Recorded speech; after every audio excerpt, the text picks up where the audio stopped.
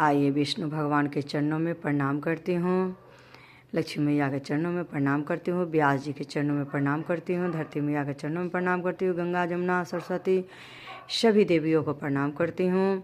सभी देवों को प्रणाम करते हुए सतगुरु के चरणों में प्रणाम करती हूँ। आइए 19वां अध्याय सुनाने जा रही हूँ। कार्तिक महात्म्य कथा सुनने से भी पाप नष्ट होता है और जो भी पढ़ते हैं सुनाता है उनका भी कल्याण होता है। चलिए बोलिए विष्णु भगवान की जय। नारद जी कहने लगे कि राजा पृथु, कार्तिक कृष्ण त्रयोदशी से शुक्ला द्वितीय तक यमराज को प्रसन्न करने के लिए दीपक जलाना चाहिए। इससे काल मृत्यु आदि नहीं होती। चतुर्दशी को नरक चतुर्दशी भी कहते हैं। इस दिन तिल का तेल, आपा, मार्ग तथा दुर्वा आदि लगाकर स्नान करना चाहिए। स्नान के पश्चात दक्षिण की ओर मुख करके अपसभ्य होकर जल में तिल मिलावे और 3-3 अंजलि से यमाय, धर्मराज, मृत्युवे, अंतकाय, कलाय, सब भूतक्षाय, चित्रगुप्ताय इन मंत्रों द्वारा यमराज का तर्पण करे। फिर सायंकाल ब्रह्मा, विष्णु, शिव, दुर्गा के मंदिरों में दीपक जलावे। रात को श्री लक्ष्मी जी का पूजन करे। यदि कोई शस्त्र से मारा गया हो तो चतुर्दशी उसके निमित्त भी दीपदान करें, इससे अक्षय फल प्राप्त होती है।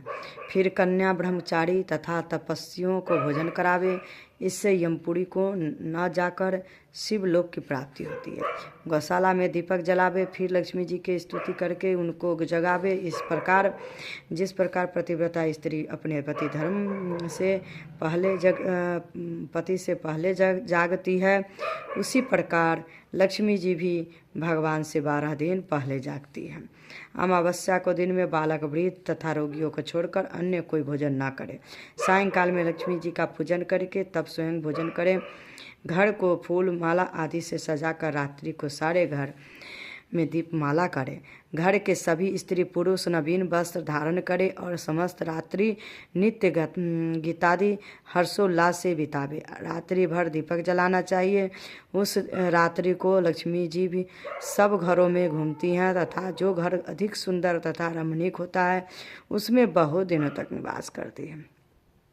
एक प्रहर रात्रि शेष रहने पर घर का रूप कूड़ा, करकट, सूप या पुराने पंखे पर डाल रखकर बाहर फेंक देना चाहिए। ऐसा करने से वह धन धान्य से पूर्ण होता है। दूसरे दिन गोवर्धन बनाकर बंधु बांधवों सहित पूजन करके ब्राह्मणों को भोजन करावे। स्वयं भी नवीन अन्न का भोजन करे। भगवान श्री कृष्ण ने इंद्र का मान मर्दन करके गोवर्धन पर्वत का पूजन इसी दिन किया। सायंकाल के समय गौ तथा वृषभ बैल का पूजन करके उनसे अपने तथा परिवार के भरण पोषण और रक्षा के लिए प्रार्थना करें। बलि और उसकी पत्नी विंध्याबली की मूर्ति बनाकर सायंकाल के समय पूजन करके धनादि क्रिया करने वाला परिवार सदा सुखी रहते हैं। बोलिए विष्णु भगवान की जय।